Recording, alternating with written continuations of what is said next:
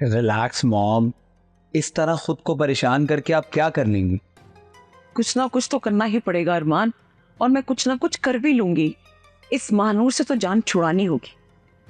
मतलब ये कि आयान और महानूर की मोहब्बत हमारे लिए हार्मफुल, नुकसानदेह होती जा रही है। वो कैसे? कभी देखा करो मेरे बेटे, कभी देखा करो। महानूर के इश्क में वो दीवाना रोज ऑफिस जाने लगा है। वो तो मैं देख रहा हूँ। अयान काफी टाइम से मुझसे ज्यादा काम पे फोकस कर रहा है। वही तो देखो, आहिस्ता आहिस्ता वो सारा बिजनेस और ऑफिस संभाल रहा है, जबकि उसको तो हमने ऑफिस से और बिजनेस से दूर रखना था। ऐसे मॉम, सब कुछ हमारी सोच के ऑपोजिट हो रहा है, लेकिन अब इन सब चीजों को कैसे रोकें हम? तभी तो महानूर से जान छुड़ाना अब बहुत जरूरी हो गया है। आप सही कह रही हैं, लेकिन मुझे ये लग रहा है कि आप महानूर को लेकर कुछ ज्यादा परेशान हो रही हैं। माना कि अयान ऑफिस जा रहा है, काम को संभाल रहा है, उसका तो कुछ ना कुछ कर सकते हैं, लेकिन महानूर को लेकर आप क्यों परेशान है? वो तो पड़ी रहेगी घर के किसी कोने में, उसने आपको क्या कहना है? सोच है तुम्हारी अरमान, तुम किस तरह की बातें करते। देखो, आखिर उस घर में आ गई ना, कल को उसने मलिक साहब को अगर वारिस दे दिया तो तुम्हारी और मेरी वैल्यू तो डाउन हो जाएगी। और मलिक साहब जिस तरह अयान के इश्क में मर रहे हैं ना, वो उस बच्चे को हमारे सर पे बिठा देंगे। वैसे कमाल है मॉम, आप तो बहुत आगे तक का सोच लेती है।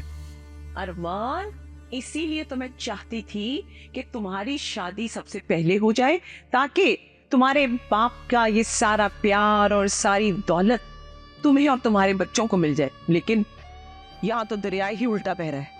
वैसे प्लानिंग तो आपकी अच्छी थी मॉम, लेकिन महानूर क्या? इसमें सारा कसूर तुम्हारा है। मेरा कैसे कसूर है इसमें मॉम? ये तुमने जो गोदाम में आग लगाई थी ना, तुम्हारे बाप ने हमदर्दी में महानूर की अयान से शादी कर दी। अरे मॉम, डैड ने हमदर्दी में आकर अयान की शादी नहीं करवाई, उन्होंने अयान की ख्वाहिश पर उसकी शादी करवाई है। और ना, जिस तरह गोदाम में आग लगाकर सब कुछ राख कर दिया था ना, इसी तरह उस लड़की को भी आग लगाई जा सकती थी।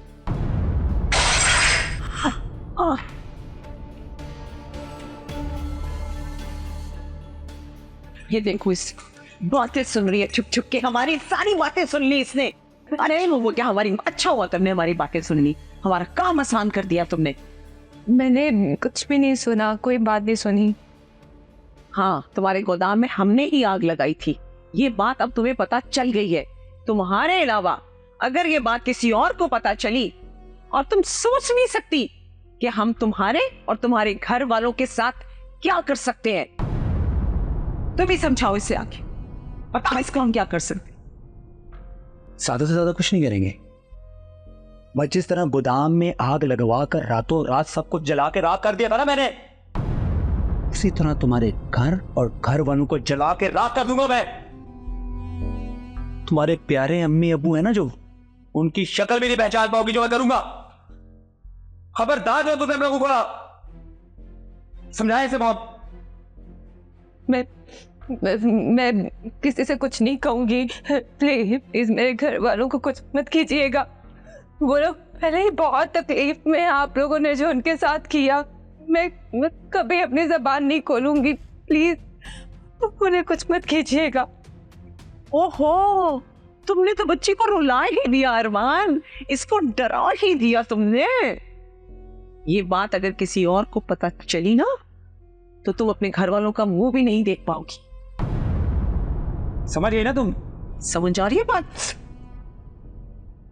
छुप छुप के बातें हो जाए, लेके जाए इसे मॉम। देखिए मोहब्बत सतरंगी 30 से जुमेरात रात 7 बजे सिर्फ ग्रीन एंटरटेनमेंट पर।